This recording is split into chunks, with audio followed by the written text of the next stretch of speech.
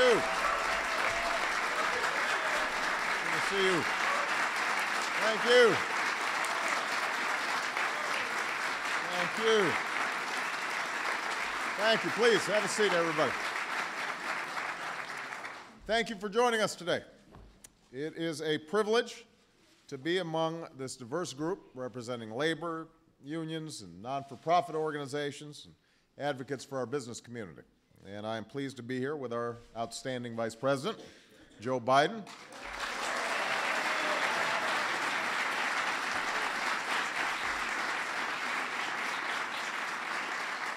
I see some of my colleagues, got some senators here. We got a governor, at least one of them I see over here, and members of Congress, and a lot of good friends, some cabinet members. So this is an outstanding gathering. Today we learned that our economy shrank in the last 3 months of 2008 by 3.8%. That's the worst contraction in close to 3 decades. This isn't just an economic concept. This is a continuing disaster for America's working families. As worrying as these numbers are, it's what they mean for the American people that really matters, and that's so alarming. Families making fewer purchases, businesses making fewer investments, employers sustaining fewer jobs. The recession is deepening, and the urgency of our economic crisis is growing. Yesterday, we reached a new threshold, the highest number of Americans receiving unemployment benefits on record. Every day, it seems there's another round of layoffs, another round of jobs lost, and families' lives turned upside down. We lost 2.6 million jobs last year, and another 2.8 million people who need and want full-time work had to settle for part-time employment. So this is a difficult moment. But I believe if we act boldly and swiftly, it can be an American moment when we work through our differences together and overcome our divisions to face this crisis. While our GDP may have grown smaller, it's undiminished when it comes to our innovative spirit, our work ethic, our values, and our resolve and resilience as Americans. For 2 years, I traveled across this country. I met thousands of people, hard-working, middle-class Americans who shared with me their hopes and their hardships. And these are the men and the women who form the backbone of our economy, the most productive workers in the world. They do their jobs, they build the products and provide the services that drive America's prosperity. And these are the folks who approached me on the campaign trail in union halls and church basements and coffee shops and VFW halls and shop floors. And they told me about jobs lost and homes foreclosed, hours cut and benefits slashed, the costs of life slowly slipping away and chipping away at the hopes of affording college or a new home or retirement. It's like the American dream in reverse. These are the families who have, by no fault of their own, been hit hardest as the economy has worsened. They need action now. They need us to pass the American Recovery and Reinvestment Plan, a plan that will save or create more than 3 million jobs over the next few years and make investments that will serve our economy for years to come. We intend to double our capacity to generate renewable energy while redoubling our efforts to use energy more efficiently. We will rebuild crumbling roads and retrofit aging transit systems and renovate 10,000 schools for our children. And we'll bring health care into the 21st century by computerizing medical records, saving countless lives and billions of dollars. I'm pleased that the House has acted with the urgency necessary in passing this plan. I hope we can strengthen it further in the Senate. What we can't do is drag our feet or delay much longer. The American people expect us to act, and that's exactly what I intend to do as President of the United States. But passing my plan is not the end. It's just the beginning of what we have to do. We know we need to create jobs, but not just any jobs. We need to create jobs that sustain families and sustain dreams, jobs in new and growing industries, jobs that don't feel like a dead end, but a way forward and a way up, jobs that will foster a vibrant and growing middle class, because the strength of our economy can be measured directly by the strength of our middle class. And that's why I've created the Task Force on Middle-Class Working Families, and why I've asked my Vice President, Joe Biden, to lead it. There is no one who brings to bear the same combination of personal experience and substantive expertise. Joe's come a long way and has achieved a great deal, but he's never forgotten his roots as a working-class kid from Scranton, Pennsylvania. He's lived the American dream and lived and worked to make that dream a reality for others. This task force will bring together my economic advisors and members of my cabinet to focus on policies that will really benefit the middle class. Policies to create jobs that pay well and provide a chance to save, to create jobs in growing fields and train workers to fill them, to ensure that workplaces are safe and fair, as well as flexible for employees juggling the demands of work and family. And I think I should note that when I talk about the middle class, I'm talking about folks who are currently on the middle class, but also people who aspire to be in the middle class. We're not forgetting the poor. They are going to be front and center because they too share our American dream. And we're going to make sure that they can get a piece of that American dream if they're willing to work for it. I also believe that we have to reverse many of the policies towards organized labor that we've seen these last 8 years, policies with which I've sharply disagreed. I do not view the labor movement as part of the problem. To me, it's part of the solution. We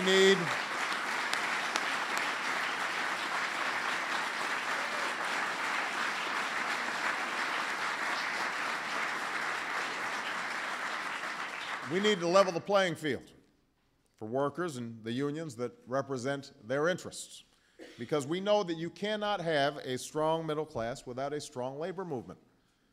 We know that strong, vibrant, growing unions can exist side by side with strong, vibrant, and growing businesses. This isn't an either-or proposition between the interests of workers and the interests of shareholders. That's the old argument. The new argument is that the American economy is not and has never been a zero-sum game. When workers are prospering, they buy products that make businesses prosper.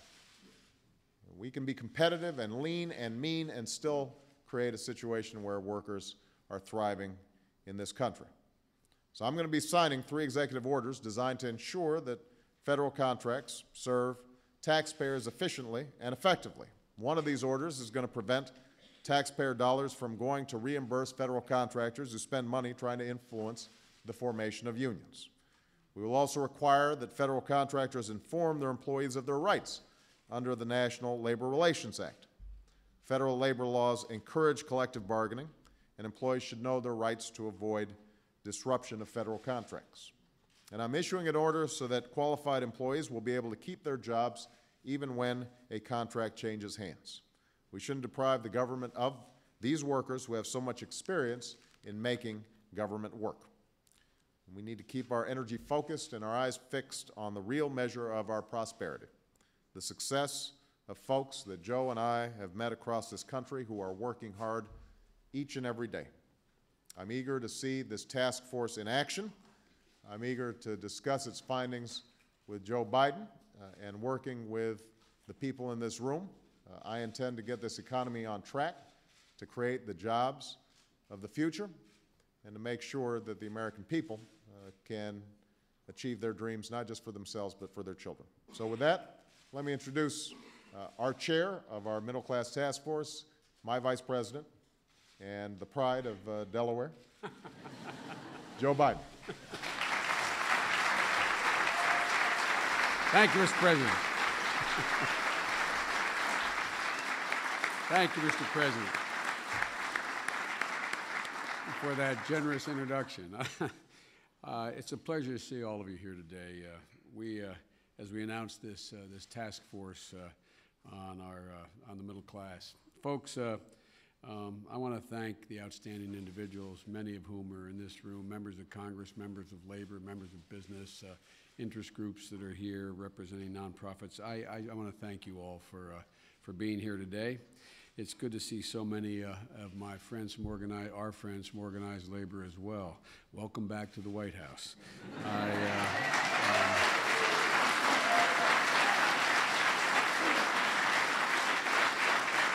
You know, one of the things that all of us in this room know is those very leaders, Mr. President, of organized labor have dedicated their lives to the thing that this task force is about, making the lives of working people better. I would argue there would be no middle class were there not an organized labor movement that started 150 years ago. And I'm proud that this administration, with your leadership, Mr. President, will be allied in that effort. And I want to thank you for convening and empowering this task force, Mr. President. In doing so, I think you send a very, very clear signal to everyone in this country who goes to work every day without expecting a claim or big bonuses. The people that President Teddy Roosevelt referred to as the doers of deeds, the men and women who teach our children, who protect our neighborhoods, who build our homes, staff our hospitals, work on the line, all those people. To this, the great American middle class, you have simply said, we're on your side again. And it's just it's that basic from my perspective. And so for too many years, we've had a White House that has failed to put the American middle class at the front and center of our economic policies. And even when our economy was growing, there was and it was very solid ground on which to build. The middle class found itself slipping. Productivity went up almost 20% between 2000 and 2007, yet income for working families fell by $2,000 a year. And now with our economy struggling, the pain is significantly worse.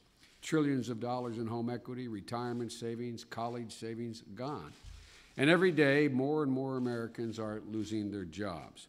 And for many people, the work of a lifetime has literally disappeared. It's cruel, but it's threatening to sap the spirit of the country. Mr. President, you said it best in your inaugural address, in my view. You said, and I quote, "A nation cannot prosper long when it favors only the prosperous." Quite simply, a strong middle class, in our view, equals a strong America. Clearly, our most urgent task is to stabilize the economy, which the President is well on his way to putting in place the building blocks to do that, and to put us on the path to recovery. But on top of this urgent task, though, we have an important long-term task as well. We need to make sure that the benefits of a strengthening economy, which we're looking forward to, reach the people responsible for generating that strength. That's why President Obama has asked me to lead this task force, to bring together those cabinet members who have the greatest impact on the well-being of the middle class in our country, as well as seek the opinion and ideas of others in society as to how we can best accomplish these notions.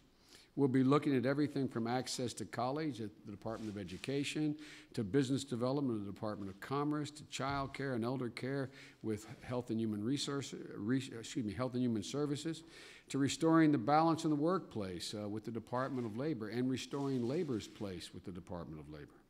And so this task force, I think, reflects a critical insight by President Obama, that we have to bring together the knowledge, the talent, and the skill of the people across the whole range of government to best tackle these problems. As I said, and invite the private sector to offer the best ideas available to help us do that. With this task force, we have a single, highly visible group with one single goal: to raise the living standards of the people who are the backbone of this country, the middle class. Because when they, in fact, their standard is raised, the poor do better. And by the way, the wealthy do better as well. Everyone does better. So today, with the signing of the President's executive orders, which he's about to sign, we began the work of the task force. And I want to announce that our executive director will be Dr. Jared Bernstein, a man who has dedicated a substantial portion of his professional career and his writing and studying to the economic issues that most impact on the lives of middle-class families. We're also launching a website today. The website will be astrongmiddleclass.gov. Now, this website won't just be a source of information. Hopefully, it'll be a place for conversation as well. We invite Americans to interact with us and the ideas that they have. There will be a place where people can find out not only what we're doing, but also share their ideas and experiences with us. We'll also be listening to people's stories as we hold meetings all across the country during the life of this task force as we prepare a final report. And our first task force meeting will be held on February 27th in Philadelphia. The focus of that meeting will be green jobs. Those jobs that pay well, can't be outsourced, and will help us move toward a cleaner, more self-sufficient energy future. Each month to follow, we will focus on a different concern in a different part of the country. How to make retirement more secure, child and elder care, how to make it affordable, improving workplace safety, getting the cost of college within reach of the vast majority of the American people, help weary parents juggle family and work, and create the jobs for the future. At the end of the day, it'll be our responsibility to offer to the President and to the nation a clear and specific steps that we need to take to meet these and other concerns.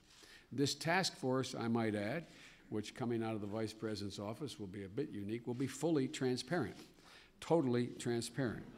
We are going to consult. We are going to consult. We are going to consult openly and publicly with outside groups who can help us develop the most far-reaching, imaginative solutions to help us solve these problems and create the outcome we're looking for. And we'll put all the material from our meetings and any report we produce up on the website. None of this will happen behind closed doors. We want the American people engaged. We want them engaged from the outset. There are some people who say that are somewhat down on the future economic prospects of the country, who say that we've entered an age when only a few people can prosper and everyone else has to fall behind. We do not accept that proposition. There has never been, and that has never ever been a part of America's story at any part in our history. And the President and I are determined that it will not be any part of America's story today. The American story is one of expanding opportunity and shared prosperity. It's a story about the future. It's never about the past. It's a story in which we put the middle-class families that are the heart of the nation at the heart of our efforts, because it drives everything else. Where I grew up, as the President referenced, not only in Scranton, but in Wilmington, Delaware, like many, many of you, there were an awful lot of proud women and men who still reside in those neighborhoods. They don't want the government to solve their problem, but at a minimum, they wanted the government to understand their problem, be cognizant of the problem. They just wanted leaders who not only understood their problem, but leaders who would offer them policies that gave them nothing more than a chance to make it. And I'm not exaggerating when I say that. You all know that. That's all they want is a chance. They wanted leaders like you, Mr. President. They wanted leaders like those who are gathered here in this room. And they have wanted and want today a White House who's ready to say that the measure of our success will be whether the middle class once again shares in the economic success and prosperity of the nation. And so, Mr. President, I thank you for giving me this responsibility. I look forward to working with the folks in this room and many others. And I also look forward, Mr. President, to you signing these executive orders as a first order of business.